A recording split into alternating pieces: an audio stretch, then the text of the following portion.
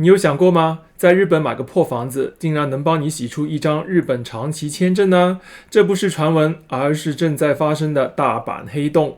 大家好，欢迎回到和田先生的频道，我是 Alex。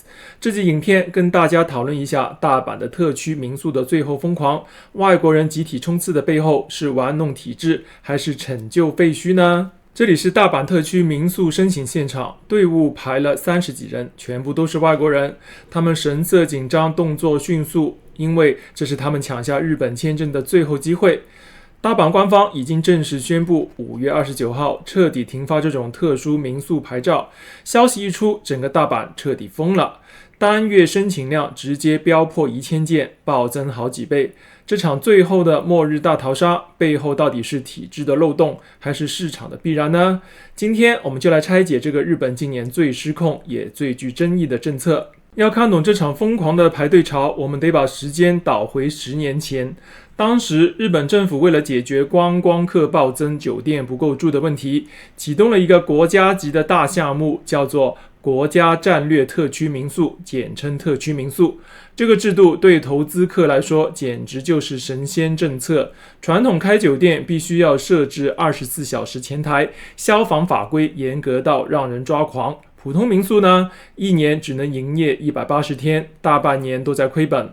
但是特区民宿不一样，只要在指定区域，可以直接免除前台设置，而且一年365天，天天都能合法营业。唯一的限制只有一条，旅客最少要住满3天2夜。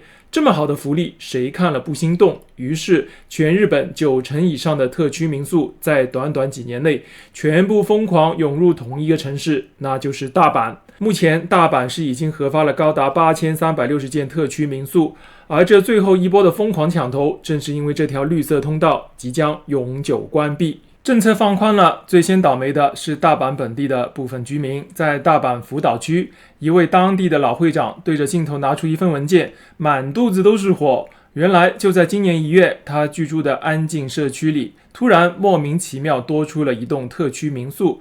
根据大阪市的法规，想开民宿必须先在社区举办说明会，拿到居民的理解才能递交申请。老会长看了一下业者交给政府的报告书，上面写得漂漂亮亮。本公司已举办说明会，共有6名居民出席。居民表示完全理解，现场没有任何提问。报告上甚至还强调，通知书都是员工一户一户亲手递交的。老会长觉得太奇怪了，他立刻去敲报告上那几位出席居民的家门。结果呢，居民一脸懵，直接回答：什么说明会？我们连传单都没看过。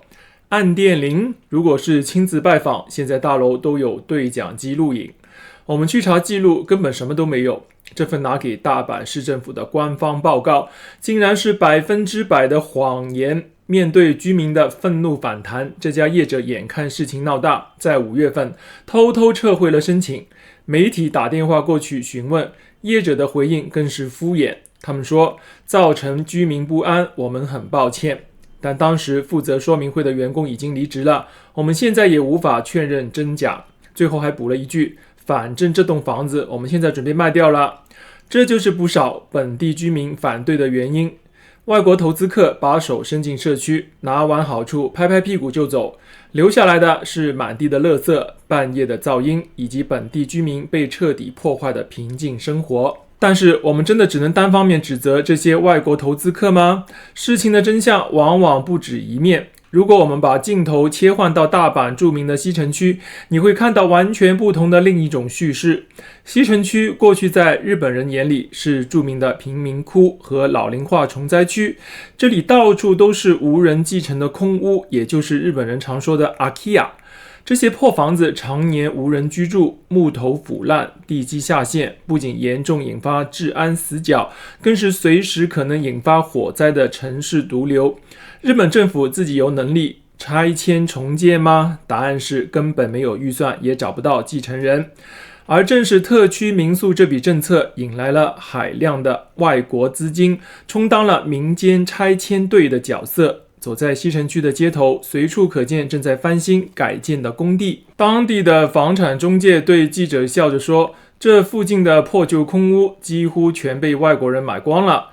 这不是坏事，因为这些外国资本进场，直接做到了3件日本政府做不到的事。第一，阻止了房价无底线的下跌，甚至带动了周边地价回稳。第二，这些原本要报废的危楼被重新加固、装潢、美化了市容。第三，也是最重要的一点，它间接成就了大阪旧城区的都市更新。如果没有这些外国人的钱，西城区可能再过20年依然是一片毫无生气的历史废墟，是民宿给了这些老街区第2次生命。为了赶在5月29号的死线前把材料送进去，所有的工地都在疯狂加班。记者跟随一位地产中介走进一栋正在申请特区民宿的一户建。这栋房子定位高端，打算一晚开价10万日元，专门瞄准高端外国客。这正好印证了民宿业者也在努力提升品质，摆脱低端噪音的标签。一走进去，中介展示了他们的设计。你看，这个浴室到时候可以一边泡着桧木桶，一边欣赏富士山的壁画。记者低头一看，地上目前还是空的，所谓的桧木桶连个影子都没看见。再走到客房，地板上全铺着保护用的厚纸板，榻榻米还没送过来，墙面也还没刷好。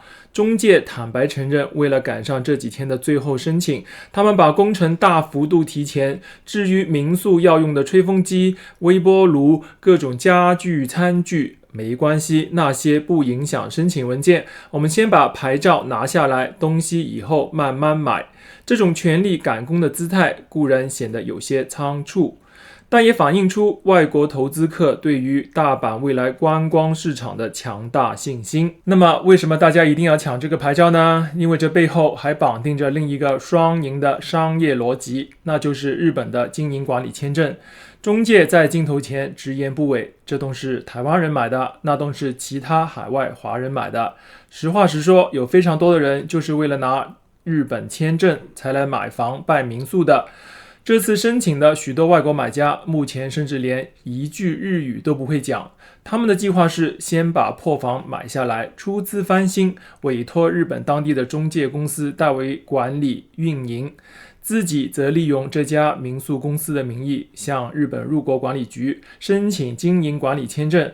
这在传统思维里可能会被批评为走捷径，但从经济学的角度来看，这何尝不是一种高效率的资源交换呢？